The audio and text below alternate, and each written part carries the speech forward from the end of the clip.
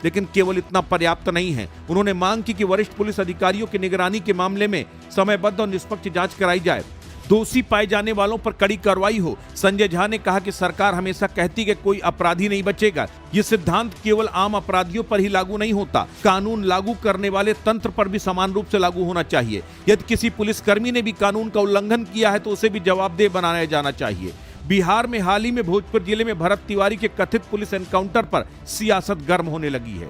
जहां एक ओर पुलिस की कार्रवाई पर सत्ताधारी दल बीजेपी चुप है, वहीं विपक्ष लगातार एनडीए सरकार की कार्रवाई पर सवाल खड़े कर रहा है। इसके साथ ही भरत तिवारी के एनकाउंटर की सत्यता, पुलिस के दावों पर अब न केवल विपक्ष सरकार से सवाल कर रहा है बल्कि एनडीए के भीतर भी गंभीर सवाल उठाए जा रहे हैं। पुलिस की कार्रवाई पर जेडीयू के कार्यकारी अध्यक्ष के साथ ही जेडीयू सांसद लवली आनंद ने कड़ी आलोचना की है, जिसके बाद इस मामले ने बड़ा राजनीतिक मोड़ ले लिया। बाहुबली और पूर्व सांसद आनंद मोहन की पत्नी लवली आनंद ने एनकाउंटर की कड़ी आलोचना की है।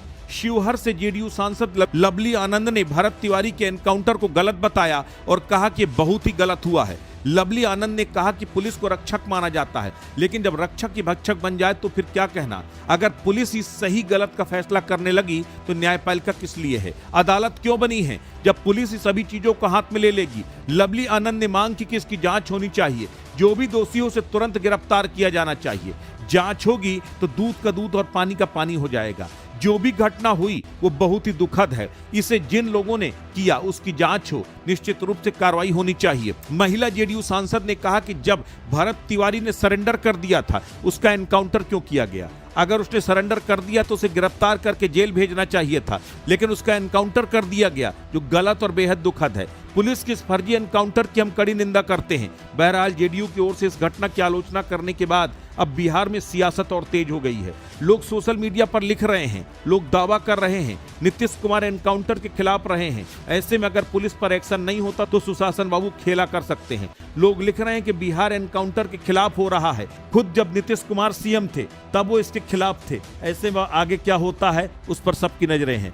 क्या भरत का एनकाउंटर करने वाले पुलिसकर्मियों पर कार्रवाई होगी, क्या डीएम एसपी पर केस दर्ज होगा, इन सभी अटकलों पर पूरे देश की नजर है। तो ऐसे में अब हम आपको भरत तिवारी के बारे में बताते हैं। कौन था भरत तिवारी और उसका कैसे पुलिस ने एनकाउंटर किया। दरअसल भोजपुर जिले के शाहपुर थाना क्षेत्र के बिलौटी गांव का रहने वाला भरत भूषण तिवारी एक छात्र था। परिवार के मुताबिक वो बीएससी फाइनल ईयर में पढ़ाई कर रहा था और साथ ही प्रतियोगी परीक्षाओं की तैयारी भी कर रहा था। उसके परिजनों का दावा है कि भरत गांव की समस्याओं को लेकर लगातार प्रशासनिक अधिकारियों से संपर्क करता था, स्थानीय मुद्दों पर सक्रिय रहता था। परिवार का कहना कि गांव के आसपास बाढ़ और मिट्टी कटाव की समस्या को लेकर भरत पिछले कई सप्ताह से अधिकारियों के पास जा रहा था। उसका मानना था कि जल निकासी व्यवस्था और कटाव की वजह से ग्रामीणों की जमीन और घरों को नुकसान पहुंच रहा है। इसी वजह से वो प्रशासन पर दबाव बनाने की कोशिश कर रहा था। यही कारण है कि गांव के कुछ लोग उसे सामाजिक सरोकारों से जुड़ा युवक बताते हैं। हालांकि पुलिस का दावा इससे बिल्कुल अलग तस्वीर पेश करता है। भरत तिवारी एनकाउंटर को लेकर संकट में सरकार। नीतीश कुमार की पार्टी ने सीधे दे दिया अल्टीमेटम। जेडीयू के कार्यकारी अध्यक्ष ने सीएम से कर दी बड़ी मांग। नहीं हुआ एक्शन तो परेशानी में पड़ जाएगा गठबंधन। सुशासन बाबू भी हुए एक्टिव और मांग ली पूरी रिपोर्ट। बिहार का भोजपुर जिला, जिसे भोजपुरी संगीत में गढ़ कहा जाता है, इसी भूमि से भोजपुरी संगीत निकला और देश दुनिया में छा गया। अब इसी धरती के भरत भूषण तिवारी सुर्खियों में हैं। उनके एनकाउंटर मामले को लेकर बिहार की राजनीति में घमासान तेज हो गया। मामला अब सिर्फ बिहार तक सीमित नहीं रहा, बल्कि झारखंड की राजनीति में भी इसकी गूंज सुनाई देने लगी है। जेएमएम ने इसको लेकर बीजेपी सरकार को घेरा। सत्ता पक्ष और विपक्ष दोनों ओर से पुलिस कार्रवाई पर सवाल उठाए जा रहे हैं, जबकि सरकार पर निष्पक्ष जांच और दोषियों के खिलाफ सख्त कार्रवाई का दबाव बढ़ता जा रहा है। एनकाउंटर से जुड़े वीडियो सामने आने के बाद इस मामले ने नया मोड़ ले लिया है। वीडियो का आधार बनाकर कई नेताओं ने पुलिस कार्रवाई की पारदर्शिता और वैधता पर सवाल खड़े किए। जेडीयू के राष्ट्रीय कार्यकारी अध्यक्ष संजय झा ने कहा, सामने आया वीडियो संदेह पैदा करता है। उन्होंने कहा कि राज्य सरकार ने त्वरित कार्रवाई करते हुए 4 पुलिसकर्मियों को निलंबित किया है, लेकिन केवल इतना पर्याप्त नहीं है। उन्होंने मांग की कि वरिष्ठ पुलिस अधिकारियों की निगरानी के मामले में समयबद्ध और निष्पक्ष जांच कराई जाए, दोषी पाए जाने वालों पर कड़ी कार्रवाई हो। संजय झा ने कहा कि सरकार हमेशा कहती है कि कोई अपराधी नहीं बचेगा। ये सिद्धांत केवल आम अपराधियों पर ही लागू नहीं होता, कानून लागू करने वाले तंत्र पर भी समान रूप से लागू होना चाहिए। यदि किसी पुलिसकर्मी ने भी कानून का उल्लंघन किया है तो उसे भी जवाबदेह बनाया जाना चाहिए। बिहार में हाल ही में भोजपुर जिले में भरत तिवारी के कथित पुलिस एनकाउंटर पर सियासत गर्म होने लगी है। जहां एक ओर पुलिस की कार्रवाई पर सत्ताधारी दल बीजेपी चुप है, वहीं विपक्ष लगातार एनडीए सरकार की कार्रवाई पर सवाल खड़े कर रहा है। इसके साथ ही भरत तिवारी के एनकाउंटर की सत्यता, पुलिस के दावों पर अब न केवल विपक्ष सरकार से सवाल कर रहा है, बल्कि एनडीए के भीतर भी गंभीर सवाल उठाए जा रहे हैं। पुलिस की कार्रवाई पर जेडीयू के कार्यकारी अध्यक्ष के साथ ही जेडीयू सांसद लवली आनंद ने कड़ी आलोचना की है, जिसके बाद इस मामले ने बड़ा राजनीतिक मोड़ ले लिया। बाहुबली और पूर्व सांसद आनंद मोहन की पत्नी लवली आनंद ने एनकाउंटर की कड़ी आलोचना की है। शिवहर से जेडीयू सांसद लवली आनंद ने भरत तिवारी के एनकाउंटर को गलत बताया और कहा कि बहुत ही गलत हुआ है। लवली आनंद ने कहा कि पुलिस को रक्षक माना जाता है, लेकिन जब रक्षक ही भक्षक बन जाए तो फिर क्या कहना। अगर पुलिस ही सही गलत का फैसला करने लगी तो न्यायपालिका किस लिए है, अदालत क्यों बनी है जब पुलिस ही सभी चीजों को हाथ में ले लेगी। लवली आनंद ने मांग की कि इसकी जांच होनी चाहिए, जो भी दोषी हो उसे तुरंत गिरफ्तार किया जाना चाहिए। जांच होगी तो दूध का दूध और पानी का पानी हो जाएगा। जो भी घटना हुई वो बहुत ही दुखद है, इसे जिन लोगों ने किया उसकी जांच हो, निश्चित रूप से कार्रवाई होनी चाहिए। महिला जेडीयू सांसद ने कहा कि जब भरत तिवारी ने सरेंडर कर दिया था, उसका एनकाउंटर क्यों किया गया। अगर उसने सरेंडर कर दिया तो उसे गिरफ्तार करके जेल भेजना चाहिए था, लेकिन उसका एनकाउंटर कर दिया गया, जो गलत और बेहद दुखद है। पुलिस के इस फर्जी एनकाउंटर की हम कड़ी निंदा करते हैं। बहरहाल जेडीयू की ओर से इस घटना की आलोचना करने के बाद अब बिहार में सियासत और तेज हो गई है। लोग सोशल मीडिया पर लिख रहे हैं, लोग दावा कर रहे हैं, नीतीश कुमार एनकाउंटर के खिलाफ रहे हैं। ऐसे में अगर पुलिस पर एक्शन नहीं होता तो सुशासन बाबू खेला कर सकते हैं। लोग लिख रहे हैं कि बिहार एनकाउंटर के खिलाफ हो रहा है, खुद जब नीतीश कुमार सीएम थे तब वो इसके खिलाफ थे। ऐसे में आगे क्या होता है उस पर सबकी नजरें हैं।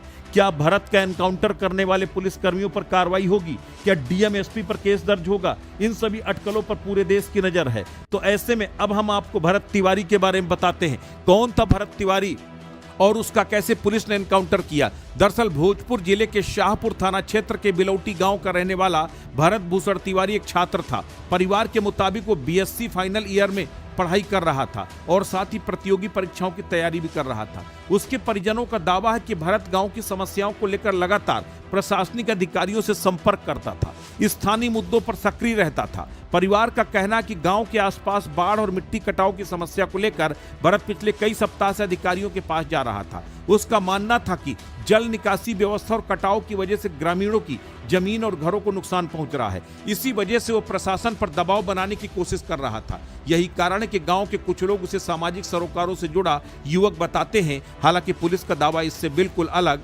तस्वीर पेश करता है। भरत तिवारी एनकाउंटर को लेकर संकट में सरकार। नीतीश कुमार की पार्टी ने सीधे दे दिया अल्टीमेटम। जेडीयू के कार्यकारी अध्यक्ष ने सीएम से कर दी बड़ी मांग। नहीं हुआ एक्शन तो परेशानी में पड़ जाएगा गठबंधन। सुशासन बाबू भी हुए एक्टिव और मांग ली पूरी रिपोर्ट।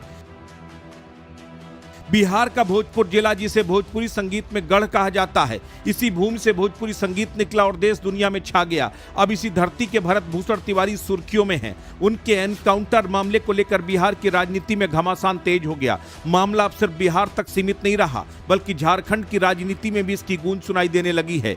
जेएमएम ने इसको लेकर बीजेपी सरकार को घेरा। सत्ता पक्ष और विपक्ष दोनों ओर से पुलिस कार्रवाई पर सवाल उठाए जा रहे हैं, जबकि सरकार पर निष्पक्ष जांच और दोषियों के खिलाफ सख्त कार्रवाई का दबाव बढ़ता जा रहा है। एनकाउंटर से जुड़े वीडियो सामने आने के बाद इस मामले ने नया मोड़ ले लिया है। वीडियो का आधार बनाकर कई नेताओं ने पुलिस कार्रवाई की पारदर्शिता और वैधता पर सवाल खड़े किए। जेडीयू के राष्ट्रीय कार्यकारी अध्यक्ष संजय झा ने कहा, सामने आया वीडियो संदेह पैदा करता है। उन्होंने कहा कि राज्य सरकार ने त्वरित कार्रवाई करते हुए 4 पुलिसकर्मियों को निलंबित किया है, लेकिन केवल इतना पर्याप्त नहीं है। उन्होंने मांग की कि वरिष्ठ पुलिस अधिकारियों की निगरानी के मामले में समयबद्ध और निष्पक्ष जांच कराई जाए, दोषी पाए जाने वालों पर कड़ी कार्रवाई हो। संजय झा ने कहा कि सरकार हमेशा कहती है कि कोई अपराधी नहीं बचेगा। ये सिद्धांत केवल आम अपराधियों पर ही लागू नहीं होता, कानून लागू करने वाले तंत्र पर भी समान रूप से लागू होना चाहिए। यदि किसी पुलिसकर्मी ने भी कानून का उल्लंघन किया है तो उसे भी जवाबदेह बनाया जाना चाहिए। बिहार में हाल ही में भोजपुर जिले में भरत तिवारी के कथित पुलिस एनकाउंटर पर सियासत गर्म होने लगी है।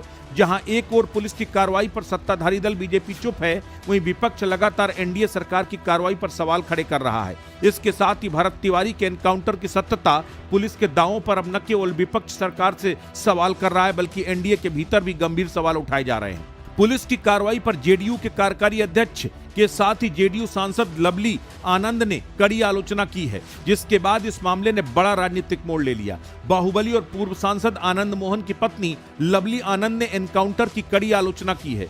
शिवहर से जेडीयू सांसद लवली आनंद ने भरत तिवारी के एनकाउंटर को गलत बताया और कहा कि बहुत ही गलत हुआ है। लवली आनंद ने कहा कि